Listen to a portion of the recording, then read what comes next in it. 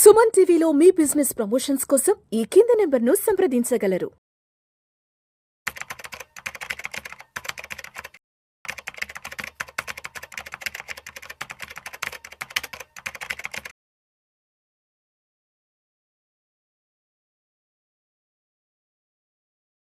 నమస్తే మాధవిరెడ్డి గారు. నమస్తే అండి madam, welcome to Vishnu talks. Thank you. So Madhavi Reddy గారు, 2025-26 కొత్త ఆర్థిక సంవత్సరంలోకి అడుగు పెట్టబోతున్నాం కాబట్టి సో మనీకి సంబంధించి మనీ మార్కెట్స్కి సంబంధించి ఎటువంటి కొత్త డెవలప్మెంట్స్ని మనం తెలుసుకోవాలి అంటారు తప్పనిసరిగా ఏప్రిల్ 1వ తారీఖు నుంచి.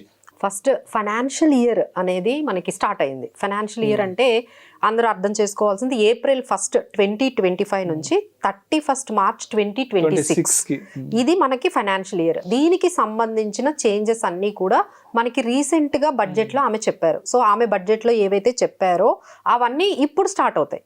ఏప్రిల్ 1 నుంచి మనకి అవి ఇంపాక్ట్ ఎఫెక్ట్ అనేది ఇప్పటి నుండి మొదలవుతుందండి. సో మనకి అసెస్మెంట్ ఇయర్ మనకి 26-27 అంటారు, మనకి ఫైనాన్షియల్ ఇయర్ 25-26. సో ఈ 25-26 లో ఆమె చెప్పింది ఏంటంటే, మీ దగ్గర ఎక్కువ డబ్బులు ఉండాలి, ట్యాక్స్లు మేము ఎక్కువ కట్ చేయము, మీరు ఏప్రిల్ 1 నుంచి బాగా ఖర్చు పెట్టండి, మీరు ఎకానమీకి ఉపయోగపడండి, FMCG సెగ్మెంట్ ని బాగా పెంచండి, మా ఎకానమీ కొంచెం డౌన్ లో ఉంది, మన ఎకానమీ అంతా కూడా మీరు అందరూ కూడా స్పెండింగ్ పెంచి సో అని చెప్పి వాళ్ళు చాలా పెద్ద ఒక సెన్సేషన్ క్రియేట్ చేశారు వాళ్ళంతా కూడా. సో ఆ ఇంపాక్ట్ అనేది మరి మనందరం కూడా గమనించాలి. సో ఏప్రిల్ 1 నుంచి అంటే ఇప్పుడైతే మనకి ఎవ్రీ మంత్ శాలరీలో TDS కట్ అయ్యి వస్తుంది. సో మేబీ ఏప్రిల్ 1 నుంచి మీకు ఫుల్ శాలరీ ఎవరికైతే 12 lakhs బిలో ఉన్నారో వాళ్ళందరూ హ్యాపీగా full salary without TDS cut లేకుండా మీకు రాబోతుందండి. So that is the biggest change that we can see from April 1 నుంచి. సో అది మనం 87A రిబేట్ ప్రకారము 12 లక్షలు ఉన్న వాళ్ళ ఎవరికి కూడా ఎటువంటి ట్యాక్స్ కట్టక్కర్లేదు అండర్ న్యూ ట్యాక్స్ రిజీమ్ అనేది ఆమె చెప్పారు. దాని ఇంపాక్ట్ అనేది మనకి ఏప్రిల్ 1 లో మనకి కనిపించబోతుంది.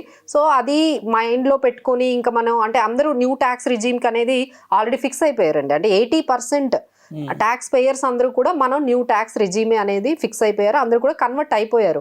సో దాన్ని మైండ్లో పెట్టుకొని మనము ఇంకా ఏమి చేయక్కర్లేదు, అంటే ఏమి ఫైనాన్షియల్ డిడక్షన్స్ కానీ ఎగ్జంప్షన్స్ కానీ మనం ఏం ఖర్చు పెట్టక్కర్లేదు, అంటే మనం ఎలాంటి సేవింగ్స్ చేయక్కర్లేదు, ఇన్వెస్ట్మెంట్స్ చేయక్కర్లేదు, అలాంటిది ఏమీ పెట్టుకోకుండా మనం ఏంటంటే ఫైనాన్షియల్ డిసిప్లిన్ అంటే you should not link with taxes. అంటే మనకి ఇప్పుడు కొత్త ఒక ట్రాన్స్ఫర్మేషన్లోకి వెళ్ళామండి. అప్పట్లో ట్యాక్స్ కోసమే ఇన్సూరెన్స్ తీసుకునేవాళ్ళు, ట్యాక్స్ కోసమే హోమ్ లోన్ తీసుకునేవాళ్ళు, అన్ని కూడా ట్యాక్స్ తో లింక్ అయ్యి ఇన్వెస్ట్మెంట్లు అంటే ELSS మ్యూచువల్ ఫండ్స్ కూడా అందరికీ అలవాటైంది ట్యాక్స్ కోసం.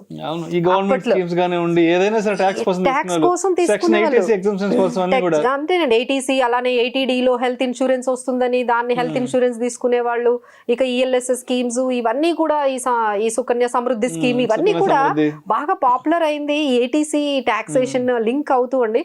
సో ఇప్పుడు దానికి లింక్ లేదని చెప్పి మనం ఇన్వెస్ట్మెంట్లు మానేయడం కానీ లేకపోతే ఈ ట్యాక్స్ గోల్ లేదు ఇంకా మనకెందుకు ఇవన్నీ అని చెప్పి చాలా మంది సుకన్య సమృద్ధి స్కీములు కూడా మానేస్తున్నారు. ఎందుకంటే ఒకవైపు రిటర్న్స్ అంటే వాళ్ళు ఇచ్చిన రేట్ ఆఫ్ రిటర్న్ అప్పుడు 9.2% ఉండేదండి ఫస్ట్ లో, ఇప్పుడు ఏం చేస్తున్నారంటే 8% బిలోనే ఇస్తున్నారు. సో ఇదంతా కూడా అసలు దీని మీద మనకి ట్యాక్స్ రిటర్న్స్ అంటే ట్యాక్స్ ఎగ్జంప్షన్ లేదు, రిటర్న్స్ రావట్లేదని కొంచెం ఇన్వెస్ట్మెంట్స్ మానేసి మొత్తం అంతా కూడా స్పెండింగ్కి అలవాటు పడిపోతున్నారు. సో మీరు ఇలాంటివి ఏమి చేయకండి. మేక్ ఇట్ ఫైనాన్షియల్ డిసిప్లిన్ అంటే ట్యాక్స్తో సంబంధం లేకుండా మన పర్సనల్ ఫైనాన్షియల్ ప్లానింగ్ అయితే ఇంపాక్ట్ అవ్వకుండా మనం టోటల్గా ఒక టర్మ్ పాలసీ, ఒక హెల్త్ పాలసీ, ఇన్వెస్ట్మెంట్స్ ఇవన్నీ మన ట్రాక్లో మనం వెళ్ళిపోవాలి.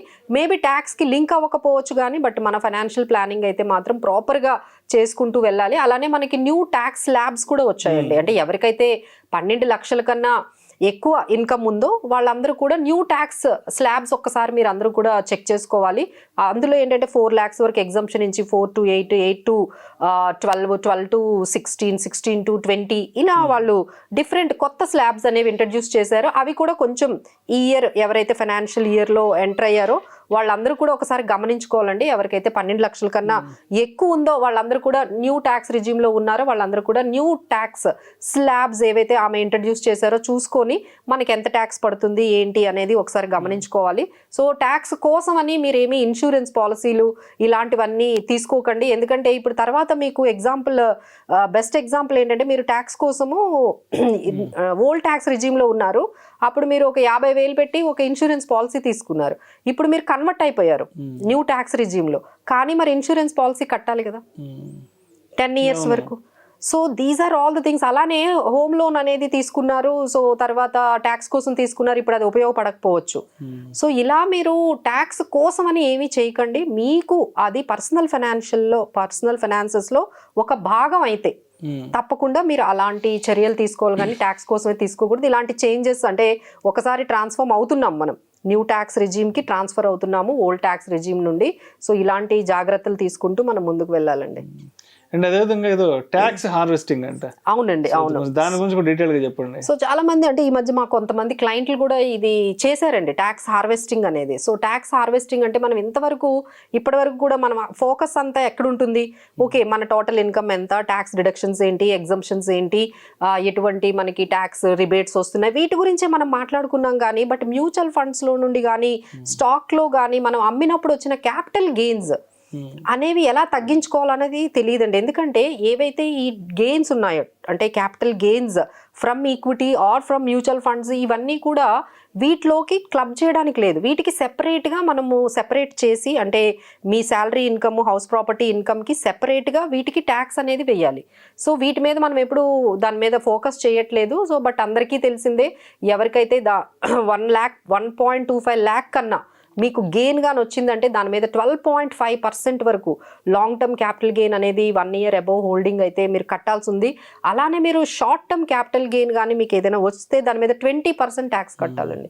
సో టోటల్గా మీకు వచ్చిన ఏదైతే గెయిన్ ఉందో ఇది ట్యాక్స్ రూపంలోనే మనకి వెళ్ళిపోతుంది. సో దీన్ని ఏమైనా తగ్గించుకోవచ్చా అంటే డెఫినెట్లీ ఎస్ అండి, దేర్ ఈజ్ ఏ సొల్యూషన్. దానికి మనం ట్యాక్స్ హార్వెస్టింగ్ అంటారు. అంటే ఇప్పుడు మనం మ్యూచువల్ ఫండ్స్ కొంటున్నప్పుడు అమ్ముతున్నప్పుడు కొన్ని స్కీమ్స్లో లాసెస్ వస్తాయి, అలానే స్టాక్స్ కూడా కొన్ని వాటిల్లో ప్రాఫిట్ వస్తుంది, కొన్ని స్టాక్స్లో లాసెస్ వస్తాయి. దాన్ని మనం సెట్ ఆఫ్ చేసుకోవచ్చండి. మనం ఏం చేయాలి అంటే ఏదైతే మీకు లాసెస్ ఉన్నాయంటే ఆల్రెడీ కొంతమందికి ఎగ్జాంపుల్ ఇండస్ఇండ్ బ్యాంక్ ఉందనుకోండి, ఈ ఇయర్లో 40% కరెక్ట్ అయింది. సో దీన్ని మీరు లాస్ బుక్ చేసుకోండి. ఆ లాస్ బుక్ చేసుకొని మీకు ఏదైతే గెయిన్ వచ్చిందో దానికి సెట్ ఆఫ్ చేసుకోండి. ఎగ్జాంపుల్ మీకు ఆల్రెడీ ఒక 10 lakhs గెయిన్ వచ్చింది అనుకోండి, ఇందులో 2 లక్షల లాస్ వచ్చింది అనుకోండి, ఈ 8 లక్షల్లో నుంచి ఈ 2 లక్షలు తీసేసి మిగతా 8 లక్షల మీదే మనం ట్యాక్స్ పే చేస్తే మీకు చాలా వరకు అది మీకు బెనిఫిట్ అవుతుందండి. సో ఈ ట్యాక్స్ హార్వెస్టింగ్ చాలా మంది చేస్తున్నారు. బట్ ఇదేంటంటే ఒకటే ఫైనాన్షియల్ ఇయర్లో చేయాలి. అట్లీస్ట్ మీరు నెక్స్ట్ ఫైనాన్షియల్ ఇయర్లోనైనా ఈ పాయింట్ మీరు ట్యాక్స్ హార్వెస్టింగ్ అనే పాయింట్ గుర్తుపెట్టుకోండి. ఏవైతే లాస్ మేకింగ్ మీ దగ్గర మ్యూచువల్ ఫండ్స్ కానీ స్టాక్స్ కానీ ఉన్నాయో వాటిల్లో మీరు లాస్ బుక్ చేసుకొని మళ్ళీ రీఎంటర్ అవ్వచ్చండి. మళ్ళీ మీరు అదే స్టాక్ని మీరు కొనుక్కోవచ్చు, బట్ లాస్ని బుక్ చేసేసేయండి. ఫస్ట్ మీరు లాస్ని బుక్ చేయండి, ఆ లాస్ని మనం ప్రాఫిట్స్తో సెట్ ఆఫ్ చేయండి, మళ్ళీ అదే స్టాక్ని మళ్ళీ మీరు కొనుక్కోండి.